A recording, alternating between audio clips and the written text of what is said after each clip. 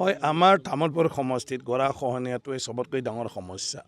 এই জাগাত আমাৰ বানপানী মানুহে যিটো বুজি পায় যে ঘৰে ঘৰে পানী সোমোৱা, আমাৰ তেনেকুৱা নহয়। আমাৰটো হ'ল মানে ভূটানৰ লগত লাগি থকাৰ কাৰণে ভূটান পাহাৰৰ পৰা খুব স্পীডত পানীটো বৈ অহাৰ কাৰণে ইয়াতে গৰাখহনীয়া হয়।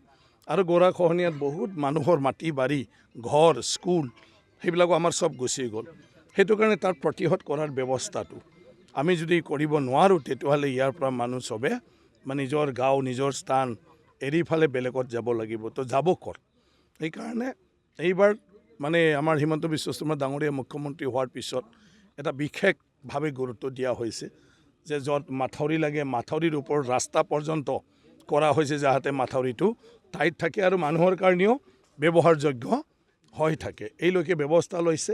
আমি এতিয়া ইয়াত আমাৰ হিমন্ত বিশ্ব শৰ্মা ডাঙৰীয়া আৰু আমাৰ এতিয়া সুশান্ত বৰগোহাঁই ডাঙৰীয়া, আগতে পীযুষ হাজৰিকা ডাঙৰীয়াই এই পাৰ্কোপাইনৰ এটা ব্যৱস্থাটো কৰিছে। গতিকে আমাৰ সমষ্টিত তামোলপুৰত আমি পাৰ্কোপাইনৰ জৰিয়তে গৰাখহনীয়াটো ৰোধ কৰিবলৈ চেষ্টা কৰিছোঁ। সেইকাৰণে যিখিনি আমাৰ অঞ্চলত তেনেকুৱা গৰাখহনীয়া বা খহাই লৈ যোৱাৰ এটা চান্সটো আছে, সেইটো এডভান্সকৈ আমি এতিয়া পাৰ্কোপাইন লগাই থ'ম।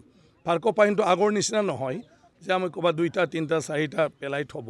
পাৰ্কোপাইনটো আমি বিভিন্ন মানে জাগা চাই ক'ৰবাত 6 লাইন 7 লাইন 8 লাইনলৈকে দিয়া হ'ব, যাতে পানীৰ গতিটো তাত ধাক্কা মাৰি মাটিখিনি চুব নোৱাৰে, এনেকুৱা ধৰণৰ। আৰু সেইটোৱেদি শুক্লায়ত মই যেতিয়া পানীৰ বিধায়ক আছিলোঁ, শুক্লায়ত মই 11 কিলোমিটাৰ কৰিছিলোঁ আৰু সেই 11 কিলোমিটাৰ এতিয়া চব ছেভ হৈ গ'ল। তাত মানে নদীয়ে নিজৰ প্ৰতিদি গ'ল আৰু 2 শাকে নদীৰ পাৰটো ওলাই গ'ল, তাৰমানে পাৰ্কোপাইন হোৱাৰ জৰিয়তে।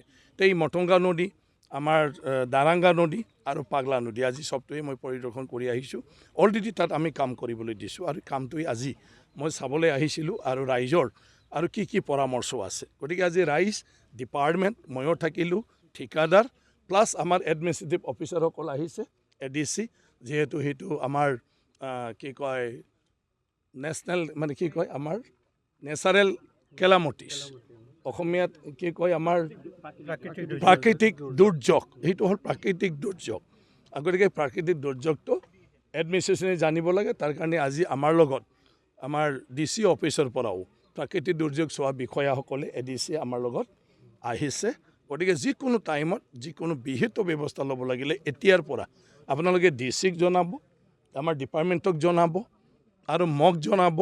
আৰু মোৰ লগত যিবিলাক তামোলপুৰৰ সদায় মানে যোগাযোগত থাকে, তেওঁলোককো আপোনালোকে জনাব পাৰে। আৰু আপোনালোকে সাংবাদিক হিচাপে যি স্পটত যাব, সেইটো যাতে মোকো লগে লগে তামোলপুৰৰ আপোনালোকেও নাগৰিক হিচাপে মোকে যাতে লগে লগে জনাই দি দিয়ে, আৰু হিচাপে আমি উপযুক্ত ব্যৱস্থা কৰিম।